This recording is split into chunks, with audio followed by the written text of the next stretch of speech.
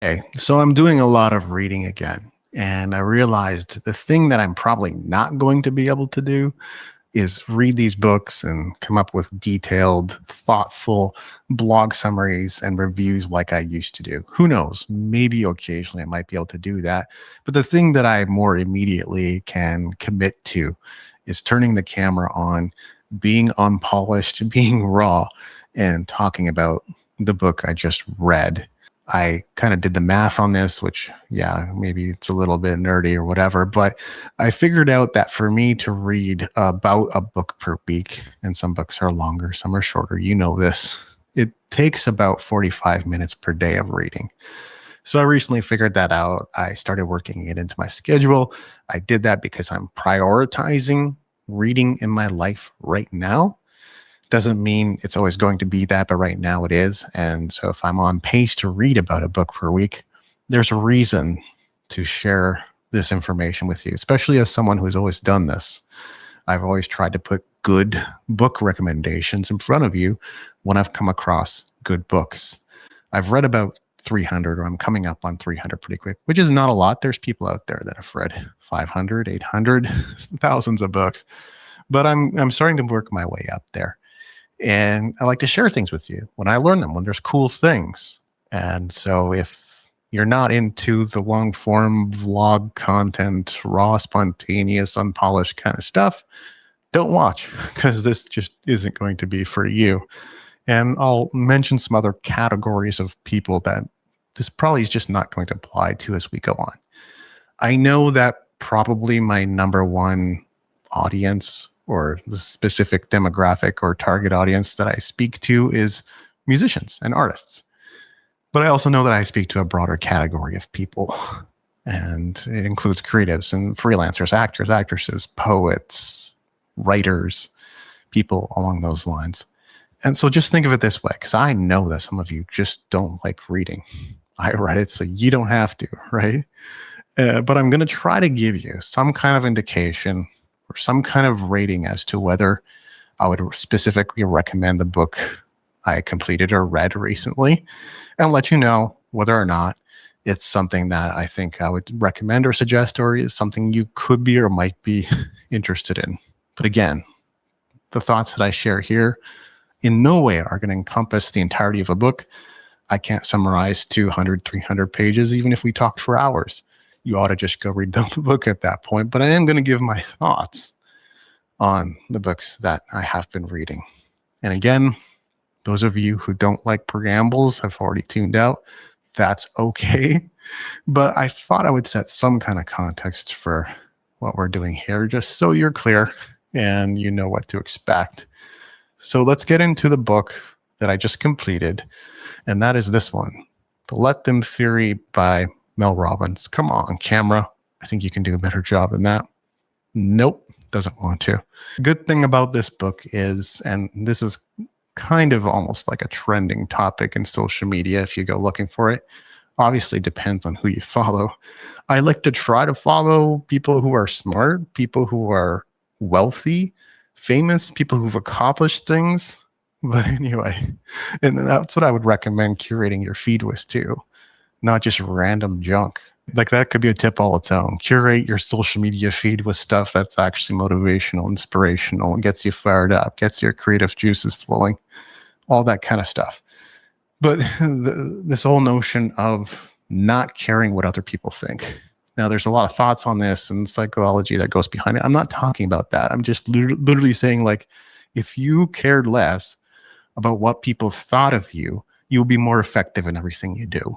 You would ask out that person that you want to ask out because you don't care what other people think, whether you think they're going to be a good match or not, or like other people think you're going to be a good match or not. You're going to go apply to that job regardless of what others think or whether they think you're qualified or not, because you don't care.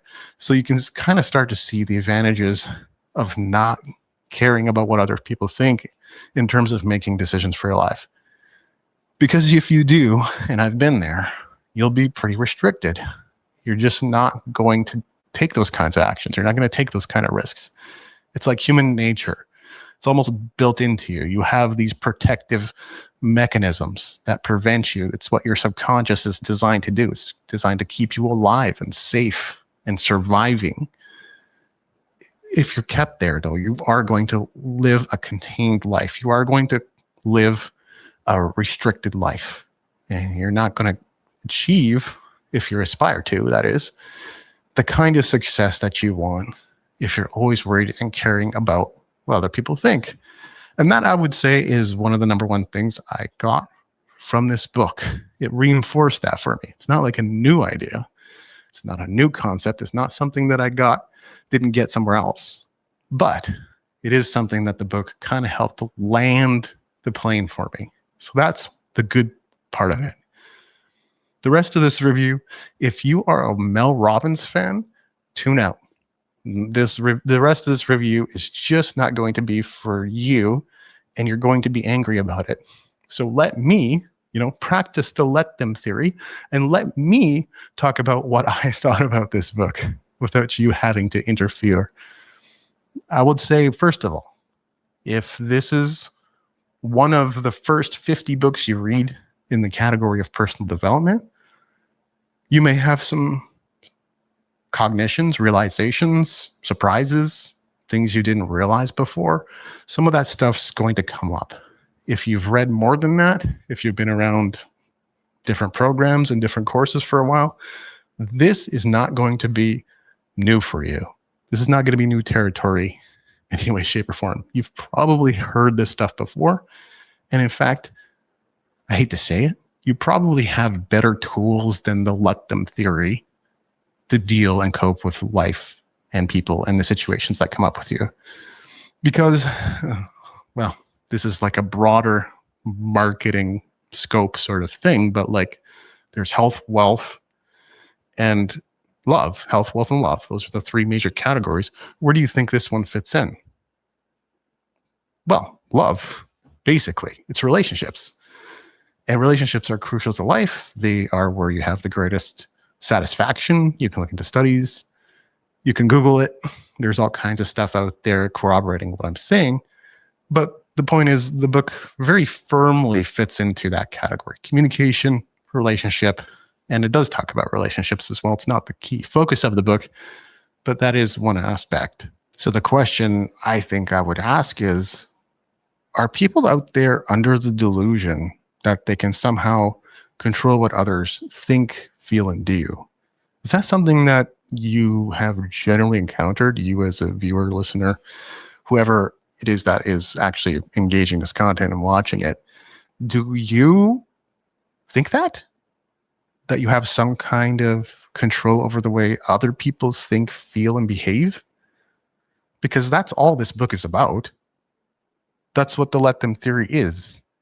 There's no theory here. You know what I'm saying? You should just let other people think, feel, and do what they're going to do, because guess what? They're going to do that anyway. So how is that a breakthrough realization? It's interesting though. Like, this book sort of brought me back to a time when we shared ideas on the internet, on our blogs, and they went viral, and people actually kind of cared about what other people thought. That's where the whole thing of thought leaders or thought influencers kind of came from. That's where, some of the younger generation might not know, but like Scott Ginsburg or Seth Godin, that's kind of how they established themselves, by sharing ideas and thoughts and doing it prolifically and regularly. So that's the interesting thing about the let them theory. It kind of brought me back to a time when that was actually something that people did. And once the concept spread, it spread like wildfire. So obviously it has resonance. It had some kind of resonance. And that's why it spread in such a way. It spread in the way that the book did. And people even got tattoos. And this book even shows people with those let them tattoos. But and here's what's crazy about that, right? You never could, even before this book, but after this book too, but even before this book, you could never control what people thought, what they felt, or what they did. That's never been in the cards, right? But where I was going with that is, I was stunned when I looked on the inside of the book. I think they call it the front matter, right? The stuff that has all the disclaimer and copyright information. I looked at the front matter and it said 2024 first edition. What? This book came out 2 years ago? Are you kidding me? Okay. It's interesting. It's really fascinating, at least to me, that there's an idea that resonates so deeply and spreads like this. Does that mean it's without merit? Absolutely not. But it's not as though you could at any point control what other people thought, felt, or did. Here's another thing that it just doesn't really sit well with me, as it were, as a reader. Here's the let them theory. Here's why it works. Here's why it's good and why you should use it. However, there's all these caveats. So in other words, it doesn't work here, so this is what you want to do instead. It doesn't work here, so this is what you want to do instead. It doesn't work here. It's true what Derek Service says, in effect, that like every tool sort of has its place and time. So I think we can sort of put it into that category, right? Rather than kind of going like, yeah, it doesn't work here, it doesn't work here, and then introducing other ideas, because it's the let them theory, but all of a sudden there's also a let me. Basically what we're saying is we can't control others in relationship, in business, in other areas of our lives. We can influence them, and that's another tool all its own. There's a way to influence people, influence others, help them move in the direction that they want to go.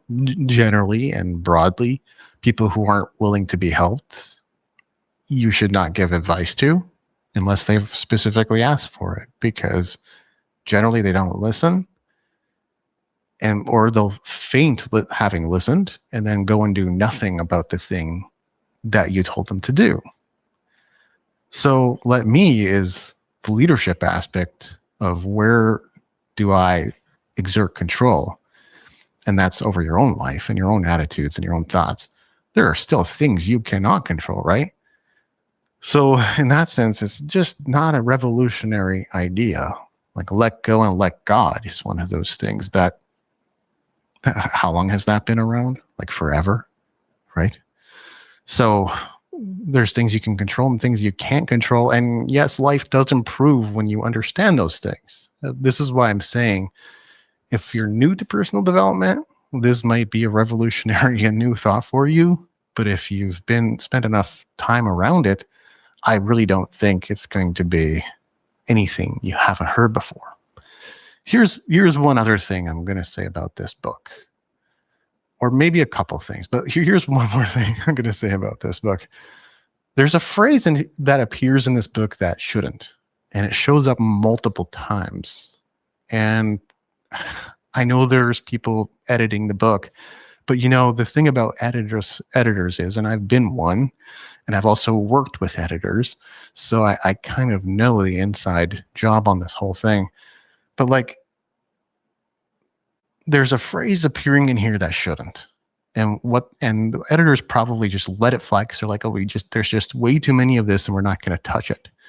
And it's not like I don't understand the sentence. I do understand the sentence. But the sentence is, as I was researching this book, that sentence does not make sense.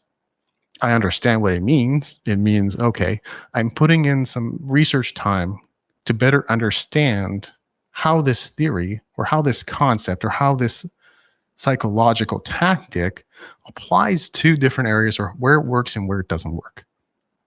Kudos to Mel Robbins and her team for actually doing the research. That's great. But that phrase should not show up in here.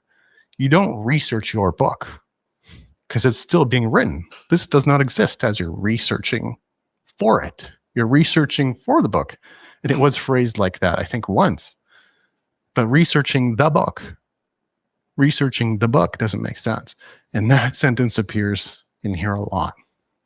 One final thing I'll say about this, and this is more my perspective than anything else, but I often approach a book, especially one with this kind of density, 300 pages, that honestly probably could have been summed up in 30 to 50. That's all you would have really needed to communicate the theory, as it were, all the caveats, is the fact that it talks a lot about really ordinary life kinds of things.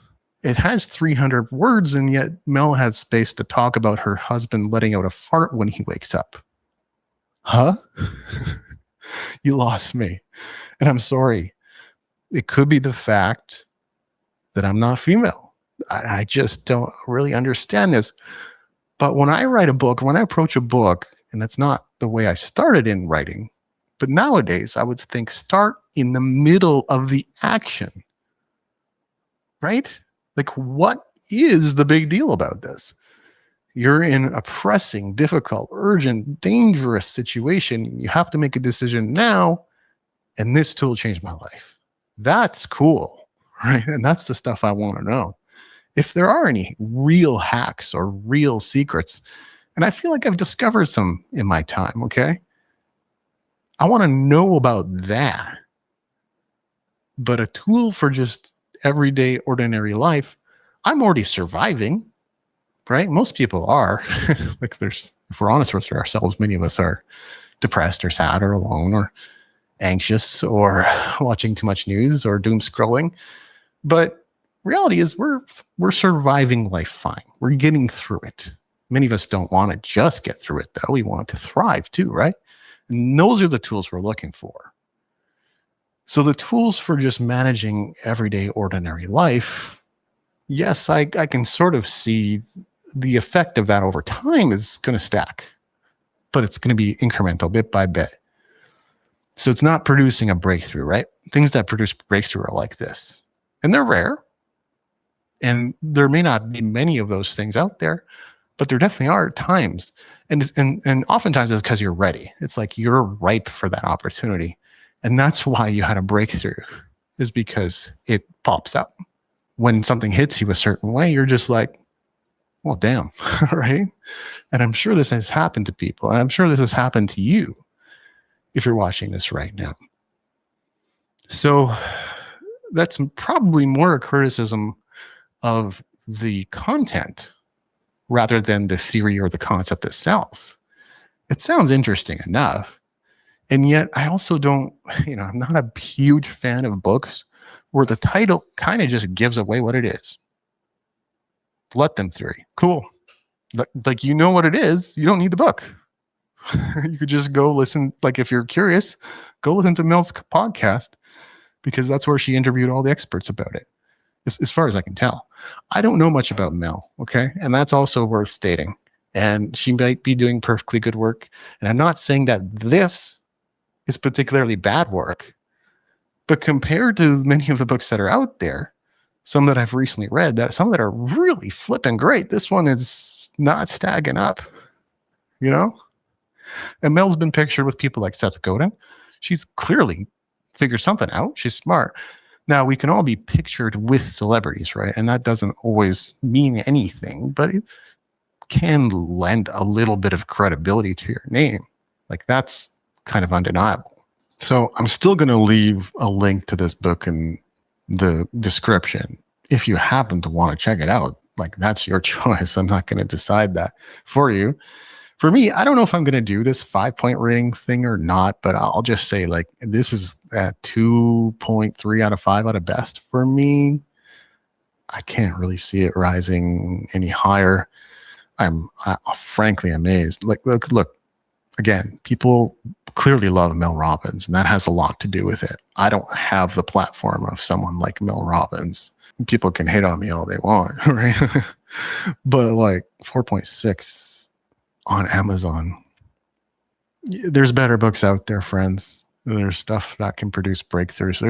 There's tools. Man, there's some really good stuff. And to be honest, like, I'm generally not reading things unless they kind of cross my desk.